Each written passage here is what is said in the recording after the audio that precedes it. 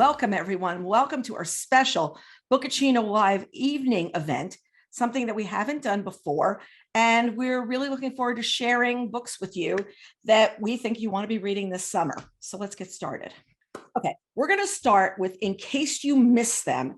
These are some hits from 2022. And wait, let me start out with something else. I'm Carol Fitzgerald from Bookreporter, a website from the Book Report Network. I'm the host of the Book Reporter Talks to video podcast series. We have 50 books to share with you tonight, so we're going to get started right now. These are 4 books from last year, 3 of which, Lessons in Chemistry, Remarkably Bright Creatures, and Tomorrow, are still just in hardcover. They haven't come out in paperback yet, which tells you that they're selling incredibly well. And the 4th hit the New York Times list in paperback as well as it did in hardcover earlier. So in case you've missed them, I'm going to give you a quick tutorial. Lessons in Chemistry by Bonnie Garmus is set in the early 1960s. Lessons in Chemistry is a smart, just like its protagonist, chemist Elizabeth Zott. Parts are laugh out loud funny. Others are shrewdly observant, and is studded with a dazzling cast of supporting characters, including a dog called 630. And you'll read to see why. Read it now before the adaptation of this airs on Apple TV starting on Friday, October 13th. And I just think that's a perfect date for this show to kick off. Next, we've got Remarkably Bright Creatures by Shelby Van Pelt. Everyone is telling me I cannot believe you haven't read this book, and I haven't. But reading this description, I'm more than ready to start. After Tova Sullivan's husband died, she began working a night shift at the Sewell Bay Aquarium. Keeping busy has always helped her cope, which she's been doing since her 18-year-old son, Eric, mysteriously vanished on a boat in Puget Sound over 30 years ago. Tova becomes acquainted with Marcellus, a giant Pacific octopus living in the aquarium. Marcellus knows more than anyone can imagine, but wouldn't dream of lifting one of his 8 arms for his human captors until he forms a remarkable friendship with Tova. Ever the detective, he deduces what happened the night that Tova's son disappeared, and now he must use every trick in his invertebrate body can muster to unearth the truth for her before it's too late. Tomorrow was the pick of Bets of the Year pick by 3 of our reviewers. It's by Gabriel Zevin. During his junior year at Harvard, Sam Massour exits a subway car and sees Sadie Green. He calls her name. For a moment, she pretends she hasn't heard him, but then she turns and a game begins, a legendary collaboration that will launch them into stardom. These friends borrow money and beg favors, and even before graduating college, they've created their first blockbuster, Ishigo. Overnight, the world is theirs. Not even 25 years old, Sam and Sadie are brilliant, successful, and rich, but these qualities won't protect them from their own creative ambitions or the betrayals of their hearts. And then The Maid by Nita Prose. Molly Gray is not like everybody else. She struggles with social skills and misreads the intentions of others. Her gran used to interpret the world for her, codifying it into simple rules that Molly could live by. A clue-like locked room mystery and a heartwarming journey of the spirit, The Maid explores what it means to be the same as everybody else and yet entirely different, and reveals all the mysteries that can be solved through a connection to the human heart. Now get ready for more Molly as she returns on November 28th. Mark this down, folks, in The Mystery Guest, a new thriller. And now we're going to get on to some books that came out earlier this year that I want to make sure are on your radar for summer reading. The first is Homecoming by Kate Morton. This is one of my favorite books of the year. Got an interview with Kate, and I absolutely love talking to her from Australia about this book. In Adelaide Hills, Australia, on Christmas Eve, 1959, at the end of a scorching hot day, a local man makes a terrible discovery. A mother and her children are dead. The small town of Timbilla becomes embroiled in one of the most baffling murder investigations in the history of South Australia. Decades later, Jess comes back to Adelaide from London and discovers a true crime book chronicling a long-buried case, the Turner family tragedy of 1959. Now, I want to be really clear. Kate Morton has written a book within a book. There's a true crime book that is embedded into this story.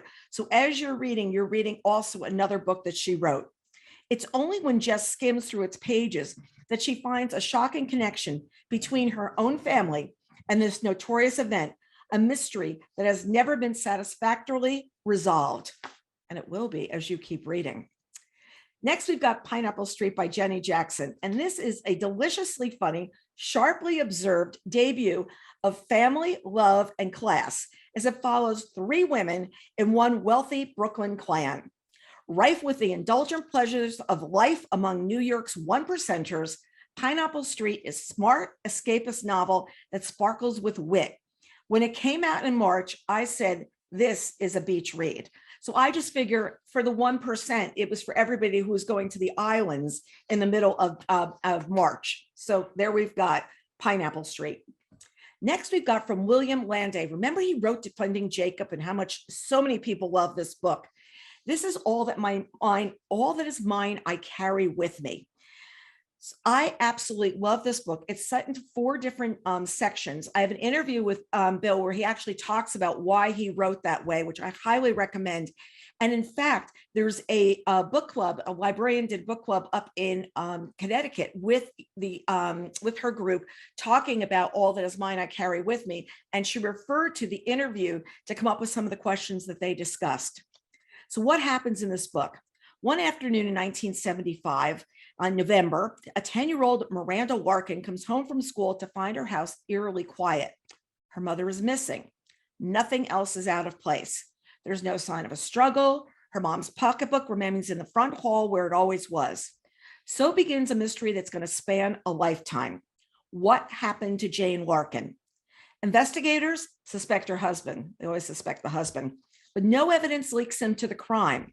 Jane's 3 children are left to be raised by the man who may have murdered their mother. 2 decades later, the remains of Jane Larkin are found. The investigation is awakened. The children, now grown, are forced to choose sides, with their father or against him, guilty or innocent, and what happens if they're wrong.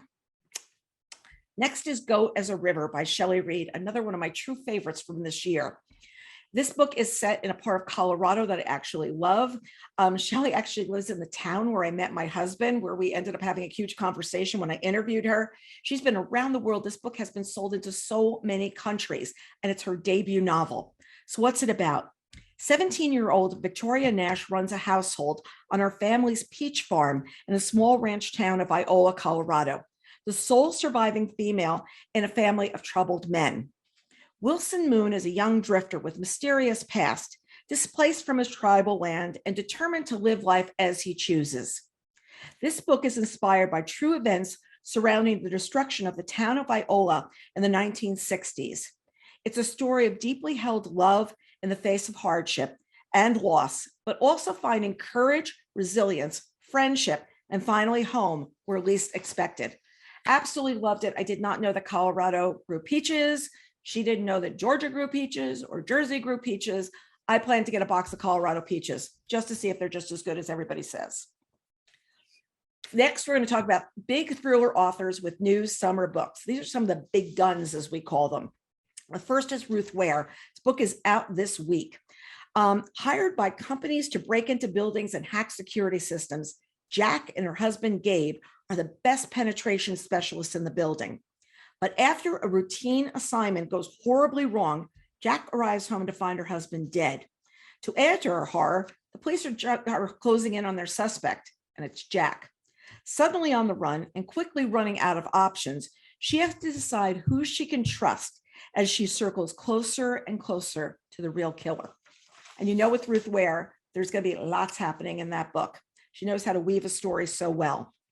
Next, we've got The Collector from Daniel Silva. This electrifying new thriller from him, we see Gabriel Alon undertaking a search for a stolen Vermeer masterpiece, and he uncovers a conspiracy that can bring the world to the brink of nuclear Armageddon. And you know that when he's there, all things are going to happen besides this art collecting. Out of Nowhere by Sandra Brown. She's taking a chapter right out of what's happening in the country today. At a Texas County Fair, children's book author Elle Portman is enjoying a rare night out with her 2-year-old son, Charlie. Just as they're about to head home, a shooter opens fire into the crowd. Also caught in the melee is corporate consultant Calder Hudson. He's frustrated and confused when he wakes up in the hospital after undergoing emergency surgery on his arm. The doctor tells him that he was lucky, that as far as gunshot wounds go, he pulled through remarkably well. Others weren't so lucky, which instills in Calder a furious determination to get justice, a goal that is shared by Elle. And then After That Night by Karen Slaughter. And yes, this has her Will Trent character, which many of you have been watching on ABC. 15 years ago, Sarah Linton's life changed forever when a celebratory night out ended with a violent attack that tore her world apart. Since then, she has remade her life. A successful doctor, engaged to the man she loves, she's finally able to leave the past behind her. But you know what's coming, folks? Until one evening, on a call in the ER, everything changes. Sarah battles to save a broken young woman who has been brutally attacked. But as the investigation progresses, led by GBI's Special Agent Will Trent, it becomes clear that Danny Cooper's assault is uncannily linked to Sarah's. So there are 4 big thrillers you want to be watching out for. Next, let's hit some fiction. First is Yellowface by R.F. Kuang. I really love this book for one particular reason. It's a real insight into the publishing business. Everybody always wants to know what really happens in publishing. How do these books get put together? What happens? And here you're also going to see 2 authors. They're kind of like both trying to make it in the world. Authors June Hayward and Athena Liu were supposed to be twin rising stars. But while Athena is a literary darling, June is literally nobody. And this you see a lot with authors. Somebody makes it, somebody doesn't. So when June witnesses Athena's death in a freak accident, she chokes on a pancake, everybody. She acts on impulse. She steals Athena's just finished masterpiece, an experimental novel about the unsung contributions of Chinese laborers during World War I. So what if she edits Athena's novel and sends it to her agent as her own work? So what if she lets her publisher rebrand her as Juniper Song, complete with ambiguously ethnic author photo? Doesn't this piece of history deserve to be told, whoever the teller? And this gets into a lot of what we're hearing a lot about these days is who can write which book? Is it fair that she's writing this book? Is it her place to tell the story of these Chinese laborers when she is not Chinese? Who's allowed to tell it? And oh boy, does this explode in her face. Because June can't get away from Athena's shadow, and emerging evidence threatens to bring June's stolen success down around her. What's interesting is the last books that were done were all fantasy novels by this author. And so this is something very new for her, moving in this direction. It's quick, it's fast paced, and yes, it's a look of publishing. And you know, so many times there are authors that are going, I'm so happy for you. And are they really? They really want the success for themselves. Next, we've got Little Monsters by Adrienne Baddour. I am reading this right now. I am loving it. Her last book was a memoir, Wild Game. Many of you may have read this. It's fiction. This is a completely different direction. So what have we got? Ken and Abby Gardner lost their mom when they were small. Their father, Adam, is a brilliant oceanographer who raised them mostly on his own. Ken is now a successful businessman with political ambitions and a picture-perfect family. And Abby is a talented visual artist who depends on her brother's goodwill, in part because he owns the studio where she lives and works. And immediately you'll find out why he owns it instead of her. Very interesting trick of the tale. As the novel opens, Adam is approaching his 70th birthday. He's always managed his bipolar disorder with medication, but he's determined to make one last scientific breakthrough. So he secretly has stopped taking his pills. And everyone is trying to figure out, wait a second, Dad's a little off. What's going on with him? And he finds out the kids are coming over, so he's going to hide it. And he takes this whole concoction of drugs to try to make himself look more focused and more on track with the kids. But meanwhile, Abby and Ken are both harboring secrets of their own.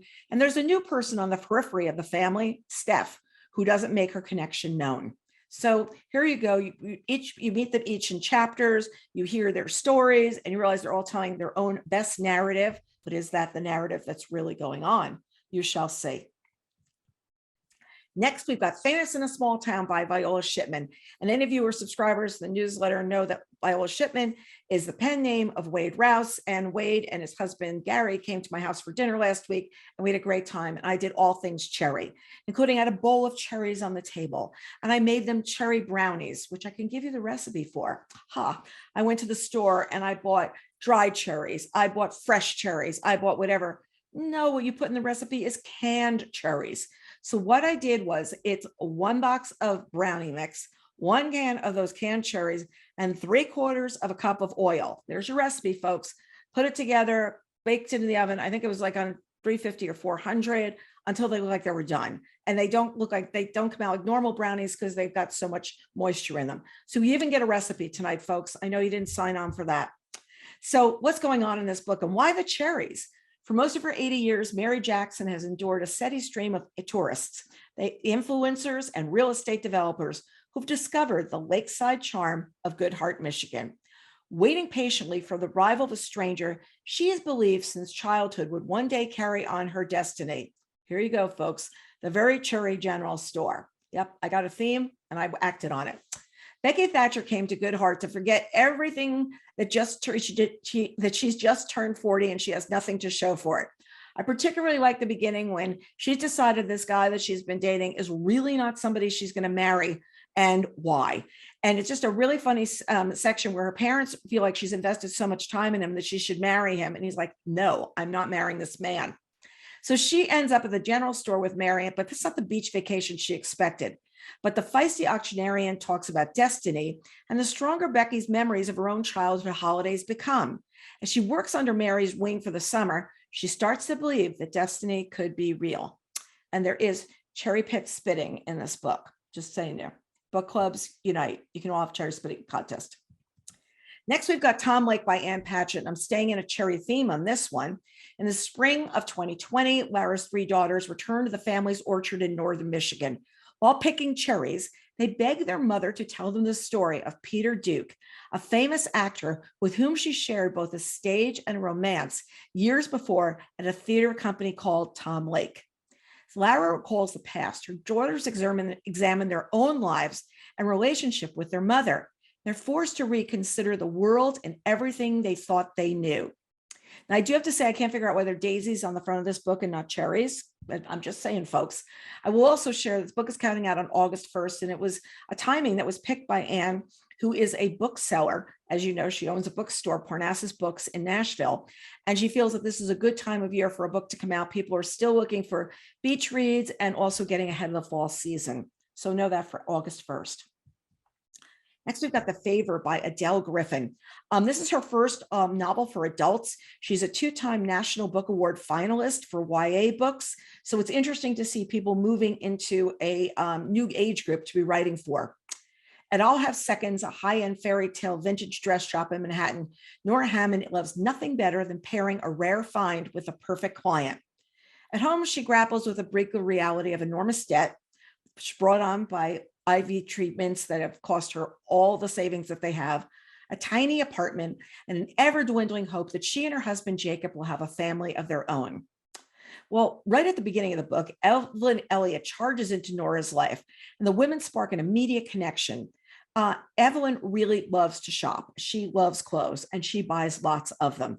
So many that when she comes home that night and Nora's talking about how much money her commission is going to be, her husband goes, is this woman going to return these clothes? She goes, no, I don't think this one will. So Evelyn is like jettisoning her into the world of New York's moneyed elite. But it isn't until Evelyn decides her next cause is to carry a baby for Nora that these rules and this unlikely friendship are tested. And Adele is writing from something that she knows and that she had trouble with conceiving. So as a result, she knows a lot of the emotions that go into this. Next, we've got The Wife App. And this is also by a YA author who's writing her first book for adults. And we always loved her YA novels. And she's got that same kind of wicked humor coming in here. So what we've got is Lauren, the mother of twins, stumbles on a dirty secret that explodes her marriage. Madeline learns that she might lose her child to her ex in England, at least for a year. Sophie obsesses about her ex-husband's family 2.0, all while keeping her true desires hidden, even from herself. starts as a joke one tipsy night as they rail against everything that wives do for free, filling out the camp forms, filling out the health forms, making the shopping lists, going and doing the shopping, just every single task that comes up. And they said, let's build an app that monetizes the mental load. And soon the Wife app is born. And before long, it's the fastest growing startup in New York City. And for each of the wives, the app brings them satisfaction more than they ever realized. It's a lot of fun. It also makes you think of all the things that you do if you're a woman, okay, if you're a guy as well. And wait, where do we get any credit for doing these? I don't know. Maybe Mother's Day, maybe Father's Day, maybe your birthday, Christmas, I'm not sure. Next, we've got The Butter Half, which is coming from Ali Frank and Asha Humans on July 1st, which is Saturday.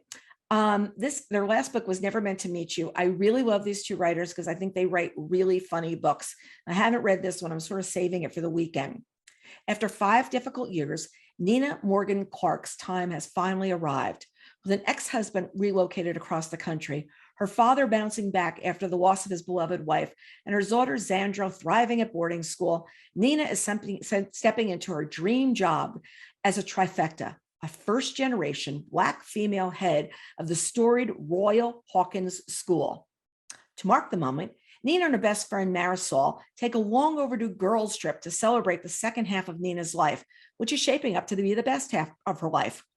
As Nina's school year gets underway, all seem to be progressing as planned. Before long, though, Wonder hire Jared Jones relentlessly pushes Nina to her ethical limits. Soon, after dutiful Zandra accuses one of her teachers of misconduct, and most alarmingly, the repercussions of her trip with Marisol force Nina into a life-altering choice.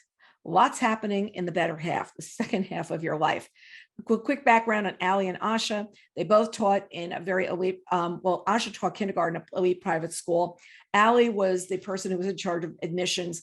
They always used to say when things happen, we need to write a book. We need to write a book. We should be writing a book. And they were very, very funny going back and forth with each other, talking about this. And one day, Ali was out in Idaho, Sun Valley, at her parents' house, and she was taking a bus back. And as soon as she got cell service, she called Asha, who's Black, and said to her, can we have a conversation about what it's like to be Black? Ali is white. And from there came their stories of being able to tell these stories back to back, usually with interracial people within the stories, and really taking like a 360 view of what's going on. And they're both really good friends in real life, besides being authors together. Next, we've got The Colonies of County Down by Tracy Lang. You may remember her. Her last book was We Are the Brennans. It's coming on August 1st. When Tara Connolly is released from prison after serving 18 months on a drug charge, she knows rebuilding her life at 30 years old won't be easy. No money, no prospects. She returns home to live with her siblings, who are both busy with their own problems. Her brother, a single dad, struggles with the ongoing effects of a brain injury he sustained years ago.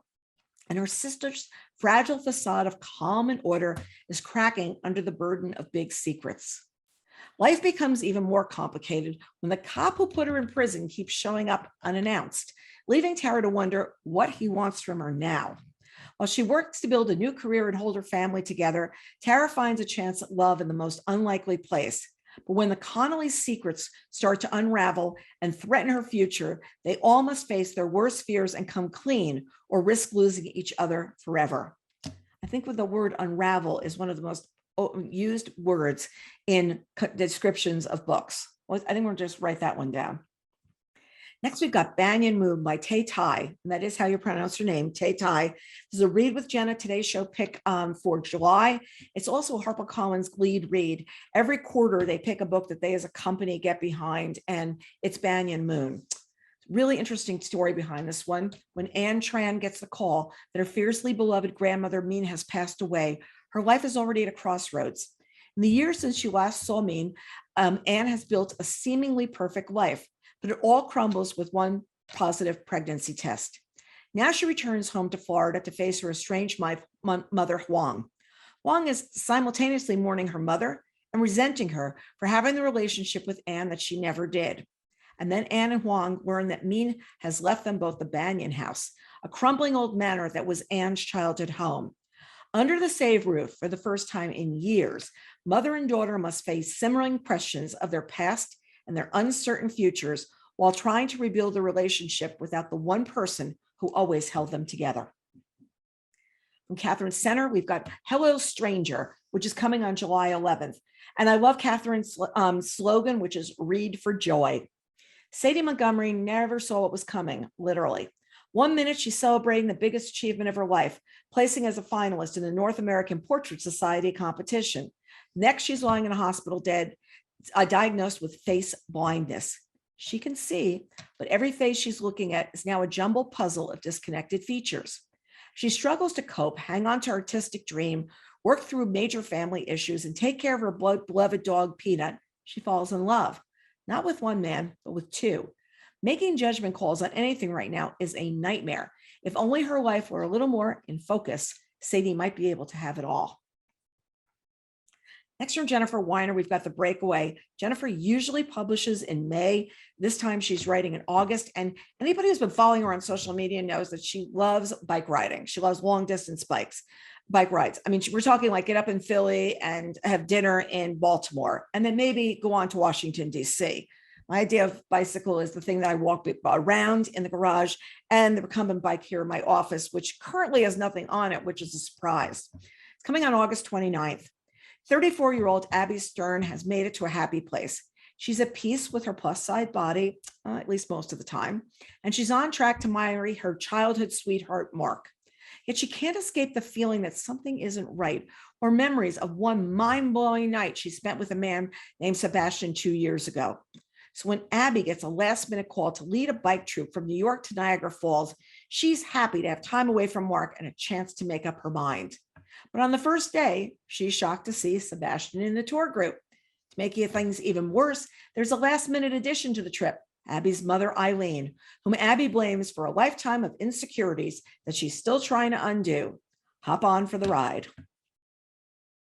Now we've got some fiction that's set at the beach, because why not? It's summer. First is The 5-Star Weekend by Ellen Hildebrand. My book group is going to be reading this next month. She says her last Nantucket book is going to be coming in 2024. She says she's kind of exhausted. She feels like she's exhausted her storytelling there, but this one really sounds interesting. Hollis Shaw's life seems picture perfect. She's the creator of the popular food blog Hungry with Hollis and is married to Matthew, a dreamy heart surgeon. But after she and Matthew get in a heated argument one snowy morning, he leaves for the airport and is killed in a car accident. The cracks in her perfect life, her strained marriage, and her complicated relationship with her daughter, Caroline, grow deeper. So when she hears about something called a 5-star weekend, one woman organizes a trip for her best friend from each phase of her life, her teenage years, her 20s, her 30s, and midlife. I really love that it cuts it off at midlife. Although I think there are a few more decades after that, but okay, it's Ellen's book, not mine. And she's going to host her own 5-star weekend, but the weekend doesn't turn out to be a joyful Hallmark movie. So I think that you all should think about who would you bring on your 5-star weekend. Next, we've got Happy Place by Emily Henry, including this in the presentation because this is the book that in hardcover has sold the most books this year. Last time I looked, and that was last week, it was about 366,000 copies of this book have been sold. And yes, it's a bit of a rom-com, folks, but it sounds like such fun. Harriet and Wynne have been the perfect couple since they met in college, but they broke up 5 months ago and they still haven't told their best friends, which is why they find themselves sharing a bedroom at the main cottage that has been their friends group yearly getaway for the last decade. Only this year, Harriet and Wynne are lying through their teeth while trying not to notice how desperately they still want each other. After years of being in love, how hard can it be to fake it for 1 week in front of those who know you best? I personally see the movie. I think it'd be a lot of fun. Next, we've got The Beach at Summerley by Beatrice Williams. Beatrice Williams' books always have the absolute longest descriptions of them. So this is the abbreviated version. In 1946, residents of Winthrop Island prepare for their first summer season after the war. A glamorous new figure, Olive Rainsford, moves into the guest cottage at Summerley, the idyllic seaside estate of the wealthy Peabody family. While Amelia Winthrop spent the years of the war caring for her incapacitated mother, Olive traveled the world. Summer wears on, Amelia develops a deep rapport with Olive, but the Peabody patronage is blown apart by the arrival of Sumner Fox, an FBI agent, who demands Amelia's help to capture a Soviet agent who's transmitting vital intelligence on the West's atomic weapon program from somewhere inside the Summerlee estate. 8 years later, Summerlee's boarded up. Amelia's built her life when shocking news arrives. The traitor she helped to convict is about to be swapped for an American spy imprisoned in the Soviet Union. A reluctant Amelia is summoned to CIA headquarters, where she's forced to confront the harrowing consequences of her actions that fateful summer. There we go, Summerlee. Welcome to Beach Town from Susan Wiggs. Her last book was Sugar and Salt. So here we've got an idyllic Alara Cove, a California beach town known for its sunny charm and chill surfer vibe. It's graduation day at the elite Thornton Academy. At Thornton, the students are worldly and overindulged children who live in gated enclaves with spectacular views. But the class valedictorian is Nikki Graziola, a surfer's daughter who is there on scholarship. To the shock of everyone in the audience, Nikki veers off script while giving her commencement address and reveals a secret that breaks open the whole community. Her accusation shakes the foundation of Alara Cove, pitting her against the wealthy family whose money runs the town. Her new notoriety sends Nikki into exile for years, where she finds fame, but not fortune, overseas as a competition surfer, until a personal tragedy compels her to return to Alara Cove. It sounds like a lot of fun. Next, we've got My Magnolia Summer by Victoria Benton Frank. If her name sounds familiar, yes, she's Dorothea Benton Frank's daughter. So here's what we've got in this book. In New York City, winter never seems to loosen its hold. And for South Carolina transplant Maggie, the balmy beach weather of April back home on Sullivan's Island feels like a distant memory, until a phone call from her sister Violet changes everything. Gran, the treasured matriarch, has fallen into a coma after a car accident caused by Maggie's troubled mother, Lily. But once Maggie returns, she finds that Sullivan's Island's holds even more secrets. The Magic Lantern, the restaurant owned and run by generations of women in her family, is now rudderless, and her sister seems headed for a savage breakup. When the 3 generations of South Carolina women join forces, the family pillar Gran, troubled Lily, impulsive Violet, and redoubtable Maggie, anything is possible.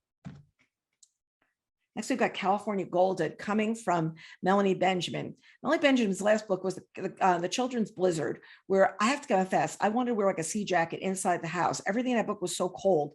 The children that were out on the plains, should they have been sent home from school in the blizzard, or should they have been kept in the schoolhouse where there was no wood to keep the fire burning and to keep them warm? It was one of those books where you really didn't have really great choices in front of you. So she's warming us up right now with this book coming on August 8th. Southern California in the 1960s, in an era when women are supposed to be housewives, Carol Donnelly breaks the mold as a legendary female surfer struggling to compete in a male-dominated sport, and her daughters, Mindy and Ginger, bear the weight of her unconventional lifestyle. The Donnelly sisters grow up wondering about their mother's absence and kind of enduring it both physically and emotionally. To escape questions about her whereabouts and to chase her elusive affection, they cut school to spend their days in the surf. From her first time on a board, Mindy's unnatural, but Ginger, 2 years younger, feels out of place in the water. They grow up and their lives diverge. Mindy and Ginger's relationship ebbs and flows, but through it all, their sense of duty to each other survives, as they are forever connected by the emotional damage they carry from their unorthodox childhood. So Surf's Up in 2 books, folks. Next, let's do some historical fiction. This is another one of my favorite books of the year, Lady Tan's Circle of Women by Lisa C. Just got word today that this is on the New York Times bestseller list for a 3rd week in a row. The list is extremely tough right now. I'm super happy for Lisa. Lisa has a really interesting backstory on this book. There's an interview that we have up on the site with her. She was planning to write a book that was going to take her deep into China to do research. And that was the year 2020. And she realized she wasn't going to China probably in 2021, 22, and probably even into 2023. So she turned around on her shelf and she saw a book. And it was a book that actually inspired her taking the journey to write this story about Lady Tan. It's really incredible. So let's see what happens. According to Confucius, an educated woman is a worthless woman, but Tan is being raised by her grandparents to be of use. Her grandmother is one of only a handful of female doctors in China, and she teaches Tan the pillars of Chinese medicine. From a young age, she learns about women's illnesses alongside a young midwife in training, Mei Ling. The two girls find fast friendship and a mutual purpose. No mud, no lotus, they tell themselves. From adversity, beauty can bloom. But when Tan is sent into an arranged marriage, her mother-in-law forbids her from seeing Mei Ling and from helping the women in the household. She's to act like the proper wife, embroider bound-foot slippers. Remember those from her first book? Remember her first historical fiction? Pluck instruments, recite poetry, give birth to sons, daughters, okay, fine, but sons are what we're looking for, folks, and stay forever within the walls of the family compound, the Garden of Fragrant Delights. This is Lisa's 8th historical novel. I'm going to go out on a limb here and say it is her best novel yet. Absolutely love it. I know a lot of us love Snowflower and the Secret Fan. If you haven't read that, read that, and then read this. If you have read that, make sure you pick this up. Really, really terrifically done. If you told me I was going to care about a doctor in the 15th century, I've gone, but guess what? I did. Next, we've got The House of Lincoln by Nancy Horan, who I also interviewed. You know her as the author of Loving Frank and Under the Wide and Starry Sky. She was inspired to write this book because she grew up in Springfield, Illinois, and she was always curious about Lincoln. So we've got a story here that is about a young woman who's showing intelligence beyond society's expectations. 14-year-old Anna Ferrera lands a job in the Lincoln household, assisting Mary Lincoln with their boys and with hostess duties borne by the wife of a rising political star.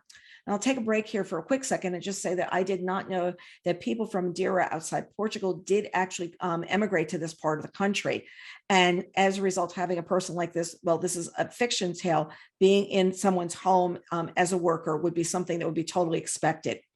Anna bears witness to the evolution of Lincoln's views on equality and the Union that observes in the full complexity, the psyche and pain of his bold, polarizing wife, Mary. Along with her African-American friend, Cal, Anna encounters the presence of the Underground Railroad in town and experiences personally how slavery is tearing apart her adopted country, culminating in an eyewitness account of the little-known Springfield race riot of 1908. The House of Lincoln is going to take readers on a journey through historic changes that reshaped America and continue to reverberate today. Next, we've got The Spectacular from Fiona Davis. This is on sale now. We're set in New York City in 1956.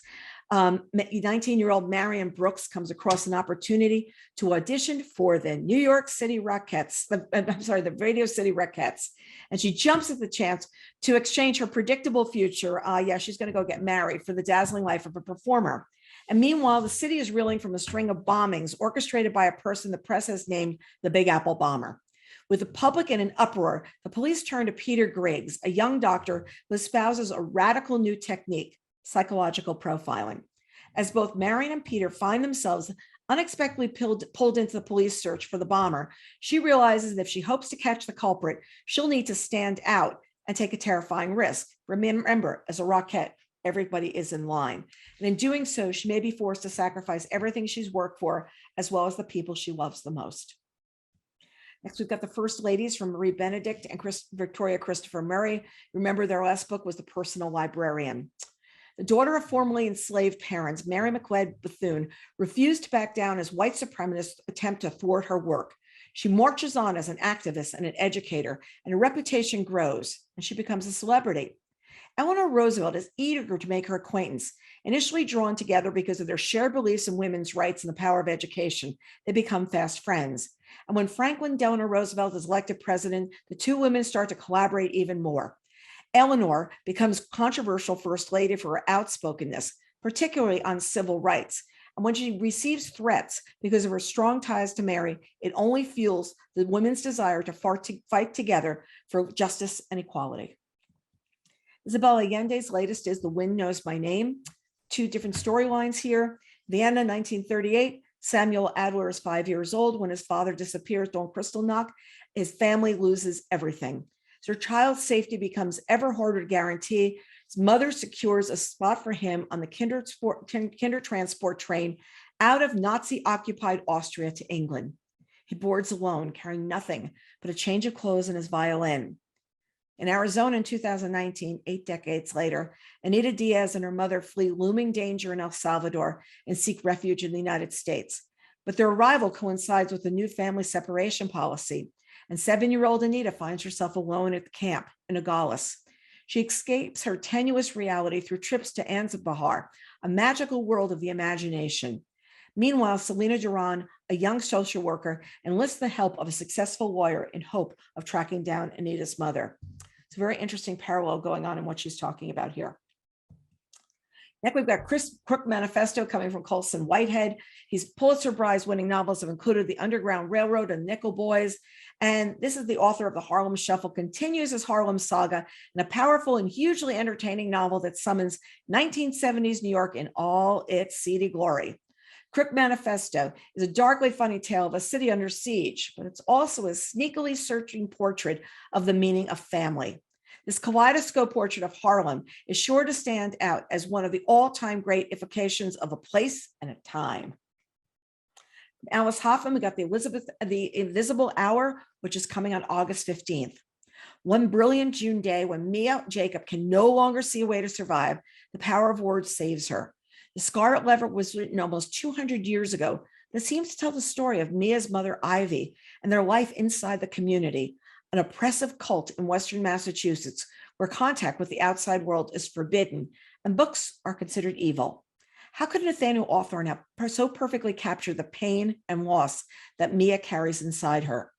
Through a journey of heartbreak, love, and time, Mia must abandon the rules she was raised within the community.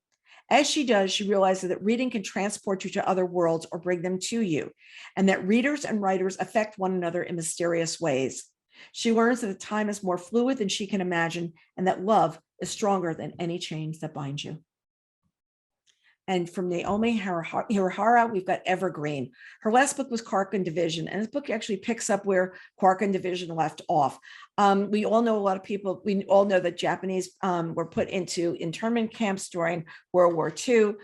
We thought they were all in California, but we didn't know that many of the people were also sent on to Chicago.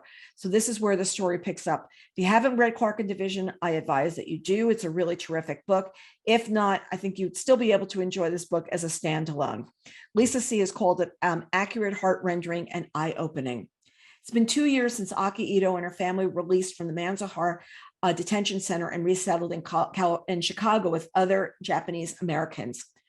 Now the Itos have finally been allowed to return home to California, but the entire Japanese American community is starting from scratch, with thousands of people living in dismal refugee camps while they struggle to find new houses and jobs in overcrowded LA. Aki is working as a nurse's aide at the Japanese hotel in Boyle Heights when an elderly IC man is admitted with suspicious injuries. When she seeks out his son, she's shocked to recognize her husband's best friend, Bobby. Could Bobby be guilty of elder abuse? Only a few days later, Little Tokyo is rocked by a murder at the low-income hotel where the wannabes were staying. What secrets have they been hiding? And can Aki protect her husband from getting tangled up in a murder investigation? Got a couple of books from World War II historical fiction. First is The Postcard by Anne Barres. This book is getting so much great buzz. In January 2003, together with the usual quality cards, an anonymous postcard is delivered to the Barres family home. On the front, a photo of the Opera Garnier in Paris. On the back, the names of Anne Barres' maternal great-grandparents, Ephraim and Emma, and their children, Noemi and Jacques, all killed at Auschwitz. 15 years later, after the postcard was delivered, Anne, the heroine of this novel, is moved to discover who sent it and why. Aided by her chain-smoking mother, family members, friends, associates, private detective, graphologist, and many others, she embarks on a journey to discover the fate of the Rabinovich family, their flight from Russia following the revolution, their journey to Lafayette, Palestine, and Paris. And what emerges is a moving saga that shatters long-held certainties about her family, her country, and herself. Good Night, Irene by Luis Alberto Urrea is actually based on something that his mom did when she was younger. She was one of the donut dollies during the war. In 1943, Irene Woodward abandons an abusive fiancé in New York to enlist with the Red Cross and head to Europe. She makes fast friends in training with Dorothy Dunford, a towering Midwesterner. Together, they're part of this elite group of women, nicknamed Donut Dollies, who command military vehicles called clubmobiles at the front lines, providing camaraderie and a taste of home that may be the only solace before troops head into battle. After D-Day, these two intrepid friends join the Allied soldiers streaming into France. Their time in Europe will see them embroiled in danger, from the Battle of the Bulge to the liberation of Buchenwald. And while this book has been inspired by his mom, it is not his mom's story. It's got The Paris Daughter from Kristen Harmel. It's on sale now. In Paris, 1939, young mothers Elise and Juliette become fast friends the day they meet.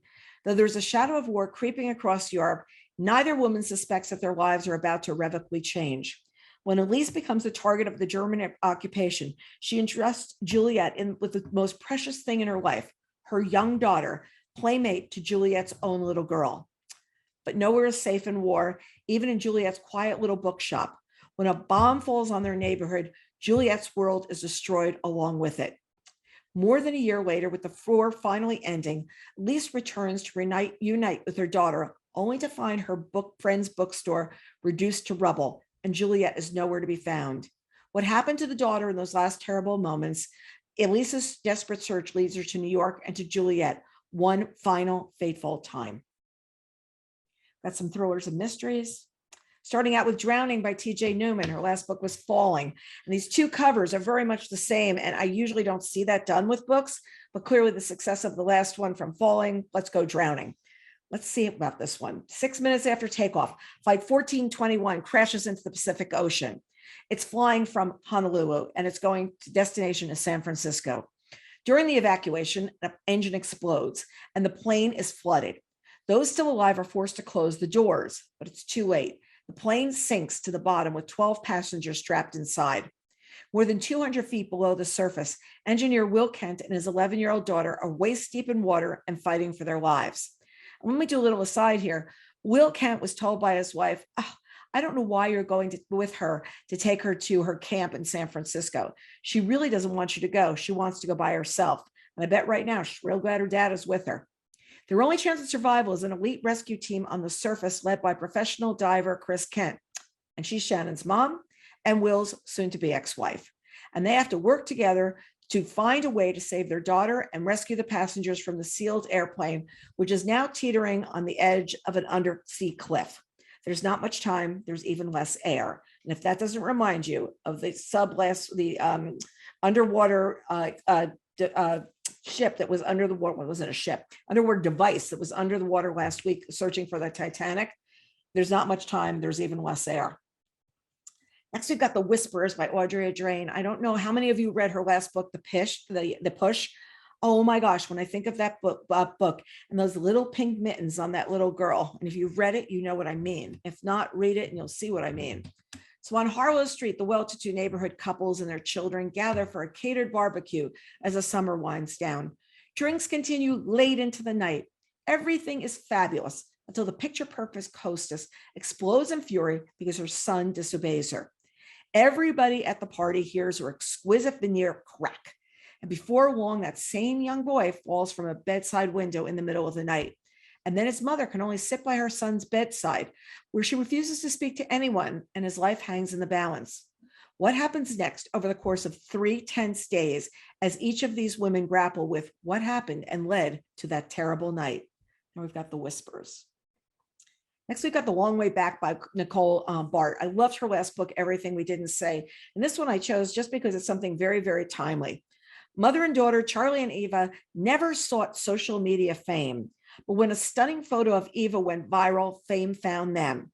Now, after more than 2 years documenting life on the road, the duo has temporarily settled on the North Shore of Lake Superior. Eva is happily finishing her senior year of high school and applying to college. But Charlie longs for the adventures they left behind. When Eva goes missing less than a week before her graduation, Charlie, who is immediately suspected of foul play, not just by their fans, but also by the police and the FBI. As a fight about one more road trip comes to light, the truth about their relationship is questioned. Charlie realizes the rosy facade they portrayed online hid a complicated and potentially dangerous reality. from Ken Kruger said this is extraordinary and it's another sparkling gem. And I agree. Nicole's one of those people that she needs to be bigger. Her books are really good. Next, we've got The Only One Left by Riley Sager. His last book was The House Across the Lake. Here we've got the Hope family murder shocked the Maine coast one bloody night in 1929. While most people assume that 17-year-old Lenora was responsible, the police were never able to prove it. Lenora has never spoken publicly about that night, nor has she stepped foot outside of Hope's End, the cliffside manor where the massacre occurred. Now it's 1983, and home health aide Kit McDeer arrives at decaying Hope's End to care for Lenora. Confined to a wheelchair, Lenora was rendered mute by a series of strokes and can only communicate with Kit by tapping out sentences on an old typewriter. One night, Lenora uses it to make a tantalizing offer. I want to tell you everything. As Kit helps Lenore write about the events leading to the Hope family massacre, it becomes clear there's more to the tale than people knew. Remember, guys, in thrillers, there's all more to the tale. There's always more to the tale. Next, we've got The Block Party by Jamie Day coming on July 18th. The residents of the exclusive cul-de-sac on Alton Road are entangled in a web of secrets and scandal, utterly unknown to the outside world and even to each other. On the night of the annual summer block party, there has been a murder. Who did it and why takes the readers back 1 year earlier as rivalries and betrayals unfold, discovering the real danger lies within their own block. Nothing and no one is ever as it seems. Of course not, it's a thriller. Everyone Here is Lying by Sherry LaPena. Sherry, to me, is a one-sit read, meaning when I start reading her book, I do not get up. I just keep reading. She's got the art perfected of keeping the pages turning. So William Wooler is a family man on the surface, but he's having an affair that ended horribly this afternoon at a motel up the road. So when he returns home to his house, devastated and angry, to find his difficult 9-year-old daughter unexpectedly home from school, he loses his temper. Hours later, Avery's family declares her missing. Suddenly, the neighborhood doesn't feel so safe, and William isn't the only one on the street who's hiding a lie. As witnesses come forward with information that may or may not be true, Avery's neighbors become increasingly unhinged. Who took Avery Wooler? Sherry LaPena knows. Next, we've got Prom Mom from Laura Lippman, coming on July 25th. Amber Glass has spent her entire adult life putting as much distance as possible between her and her hometown of Baltimore, where she fears she'll be ever known as Prom Mom, the girl who allegedly killed her baby on the night of the prom after her date, Joe Simpson, abandoned her to pursue the girl he really liked.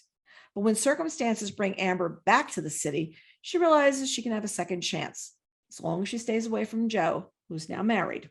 The problem is Amber can't stay away from Joe, and Joe finds it's increasingly hard for him to ignore Amber. Against a surreal backdrop of 2020 and early 2021, and what could be more surreal than that time of year, the two are slowly drawn to each other and eventually cross the line that they've been trying not to cross. And then Joe asks Amber to help him do the unthinkable. Wondering when they meet up, are they wearing masks? I'm like dying to figure that part out. Next, we've got None of This Is True by Lisa Jewell. Celebrating her 45th birthday at a local pub, popular podcaster Alex Summer crosses paths with an unassuming woman called Josie Fair. Josie, it turns out, is also celebrating her 45th birthday. A few days later, Alex and Josie bump into each other again, this time outside Alex's children's school. Josie's been listening to Alex's podcast, and she thinks she might be an interesting subject for her series. Josie's life appears to be strange and complicated, and though Alex finds her unsettling, she can't resist the temptation to keep making the podcast.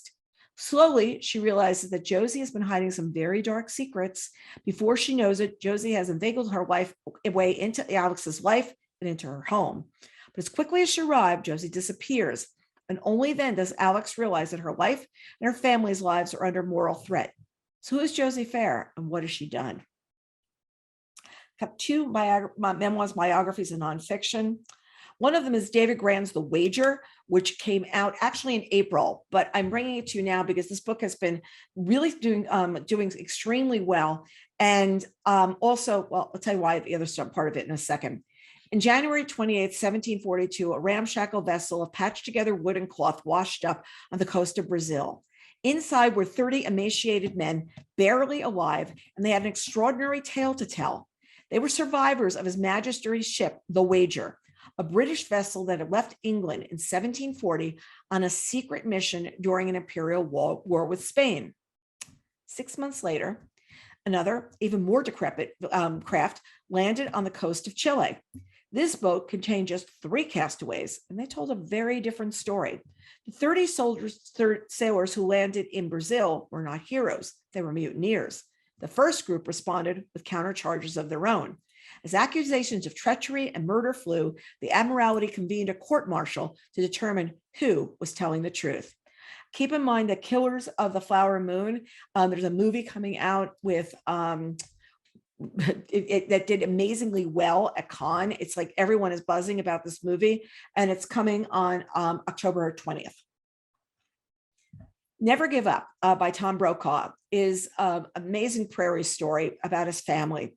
Tom Brokaw's father, Red, left school in the 2nd grade, capture that, folks, to work in the family hotel, the Brokaw House, established in Bristol, South Dakota by R.P. Brokaw in 1883. Eventually, through work on construction jobs, Red developed an exceptional talent for machines. Tom's mother, Jean, was the daughter of a farmer who lost everything during the Great Depression. Although they didn't have much money early in their marriage, Red's philosophy of never give up served them well. His big break came after World War II, when he went to work for the Army Corps of Engineers, building great dams across the Missouri River. Late in life, Red surprised his family by recording his memories of the hard times of his early life, reflections that inspired this book. What an amazing gift to have given a family. If you get a chance, take a look at Tom Brokaw on CBS Sunday Morning last week and find it online, and the interview where he talks about this book with Jane Pauley. There's some couple of notable June paperback releases. Carrie, Soto is back by Taylor Jenkins Reid. This is a book about tennis that has given me enough knowledge about tennis to watch it and discuss it with our editorial director, Tom Donadio, who knows everything about tennis. I now can basically have a little chat with him, but also every single person I picked to win in the US Open last year lost. So I think he wanted me to stop betting on the people that he liked. We've got Lisa Jewell's The Family Remains, The Latecomer by Jean Hanff Korelitz, Nelson DeMille's The Maze, and I will share that he has a new book coming out in October, another one where he wrote in the series that he's writing with his son. Tom Perrotta and Tracy Flick Can't Win. I did a fun interview with him about that book. And Louise Penny, A World of Curiosities. I picked 19 bets on selections so far this year. These are books that I'm betting that you'll like as well as me. You'll see some that have been talked about during this presentation. We've got our recent Book Reporter Talks to video and podcast, Lisa C., Nancy Horan, Linwood Barkley, and Alice Elliott Dark. If you haven't given a listen to these, we do. You can either listen on YouTube, on our channel, the Book Report Network, or wherever you listen to podcasts where Book Reporter talks to. Join us for our next Bookaccino Live book group event with Alice Elliott Dark. We're going to discuss Fellowship Point, which is a Book Reporter Bets on pick. It's now available in paperback. We also, if you're in a book club, have a contest running on this book. Just tell us what your book group is reading on readinggroupguides.com, where the contest is, and you can be eligible to win one of 3 groups of 12 copies of this book for you and your book group. We're going to be talking on Wednesday, September 27th at 8 o'clock. I did such a fun interview with her about this book. We talked for about an hour and a half, believe it or not. And she talked about how she really would like to have a discussion about this book.